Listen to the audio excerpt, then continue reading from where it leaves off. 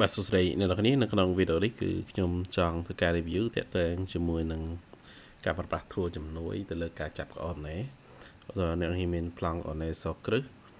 ឬក៏យើងមានជា boundary ព្រំដីឬក៏ប្លង់អីផ្សេងៗតាក់ទងជាមួយនឹងការចាប់ coordinate អីយើងប្រើប្រាស់ AutoCAD យើងអាចប្រើប្រាស់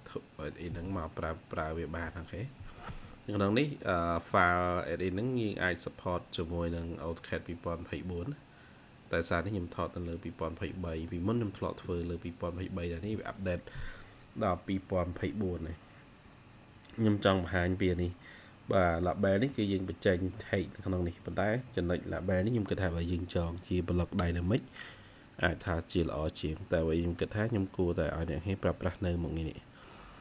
បាទកន្លែងនេះគឺវាលក្ខណៈថា extract coordinate ពី polyline ពេលខ្លះយើង survey យើងត្រូវការបញ្ចេញទិន្នន័យនេះអញ្ចឹងយើងអាច select លើនេះហើយវាតិច high ឧទាហរណ៍តិច high ខ្ញុំដាក់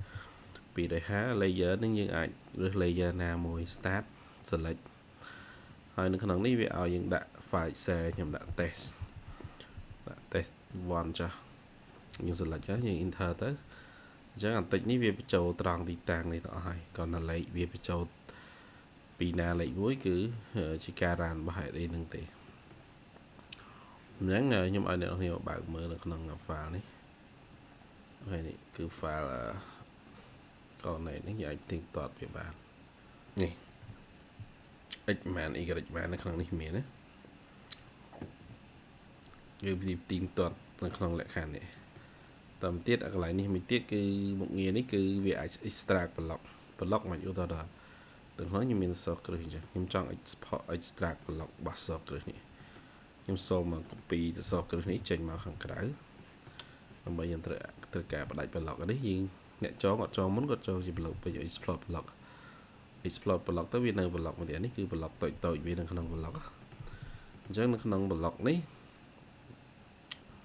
ខ្ញុំអាច select create similar block ក្នុងអាហ្នឹងក៏បានវាដែរនេះដោយសារខ្ញុំបដាច់ចេញយើងអាចតែបាច់ក៏បានឬក៏ខ្ញុំ select លើ block ចេះមកប៉ុណ្ណឹងពេលខ្លះទៅបើយើង copy ទៅកន្លែងលើខ្លះមាន block ដែរនេះ block ឃើញឥឡូវខ្ញុំ detail ពីនេះចាស់ខ្ញុំលុបវាចោលឧទាហរណ៍ខ្ញុំឥឡូវខ្ញុំសូមចិត្តមកវាចោលខ្ញុំឧទាហរណ៍ទេហ្នឹងនេះ block ដាច់ដライអានេះគឺ block សគ្រឹះយើងចុចលើ block មកហើយយើងដាក់តិចដូចគ្នាតិចហ្នឹងគឺយើងដូចយើងរានលេខរៀងនៅលើនេះយ៉ាងនេះលេខ1លេខ2លេខ3សម្គាល់វាតាគិតទៅនឹងល្អតាលេខរៀងនេះយើងអាចបន្ថែមវាក៏បានដែរចុចលើ block នេះមកខ្ញុំធ្វើមួយជួរចាស់ថាខ្ញុំដាក់វាឥឡូវដាក់550ចាស់តិច layer ខ្ញុំសូមយកលេខ0 start ពីលេខ1ខ្ញុំអាច select ហើយយើងដាក់ឈ្មោះវាមកឧទាហរណ៍ថាខ្ញុំចង់បានតាមបញ្ចូលនេះក៏បានតែអ្នកនេះមើលឃើញលេខ1លេខ2លេខ3វាបញ្ចេញហើយអញ្ចឹងយើងអាចមកមើលនៅក្នុងនេះបានអ្នកនេះមើលតាណា refresh ទៅបាទនេះពីនេះឃើញទេអញ្ចឹងរានមក plate មកហើយដោយសារនេះអននេះវាខុសអត់ត្រូវពេលគូសយើងមិនមែនគូសរានអននេះហើយលក្ខខណ្ឌមួយទៀតខ្ញុំចង់បញ្យល់អ្នកនេះលក្ខខណ្ឌនេះគឺយើង pick វាយើង pick ក្នុងករណីឧទាហរណ៍ថាយើងមានសគ្រឹះដែលសគ្រឹះហ្នឹងវាចេះខ្ញុំសូមសគ្រឹះហ្នឹងយើងអត់ច្រឡំអត់បាន create ទៅជា block មានន័យថាវាសគ្រឹះចេះខ្ញុំសូមលុបពណ៌នេះចោលវាមិនមែនជា block បើយើងបញ្ចូលវាចេះបញ្ចូលជាលេខរៀងដល់ខ្ញុំវាយ250ខ្ញុំ start ពីលេខ1ដូចគ្នាអញ្ចឹង select point ណាយើង test ទីប្រមាណហ្នឹងហើយយើងអានេះលក្ខណៈជា select object ឯងខ្ញុំច្រឡំ select object គឺ select លើអានេះ select object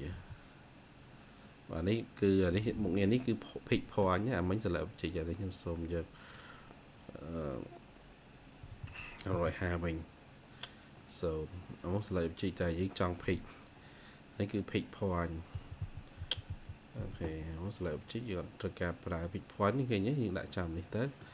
point ណាដាក់ចាំហ្នឹងគឺវាក៏ណែនេះគឺវាចេញទៅហើយខ្ញុំដាក់វាបាន14អញ្ចឹងអូខេយើងអាច tệ vì đó những page ở những nông cạn này đây dương ở bàn này nè hay bàn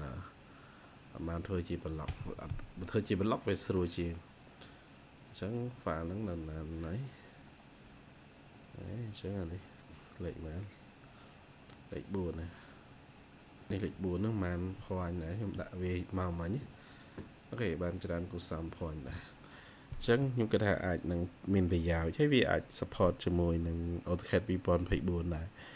buồn ấy cứ chỉ như thế còn là chỉ nhưng bị tranh chỉ tình này chứ thế chỉ tờ ràng á vì những chạy thấy việc chơi này thế còn là lại nó cứ default so với những rồi lại cài về mới vì cài là nó nhưng cài vì còn đây việc chạy lên đấy mình option lại cài mình thụ đi ở những chạy giờ tại một đòn thế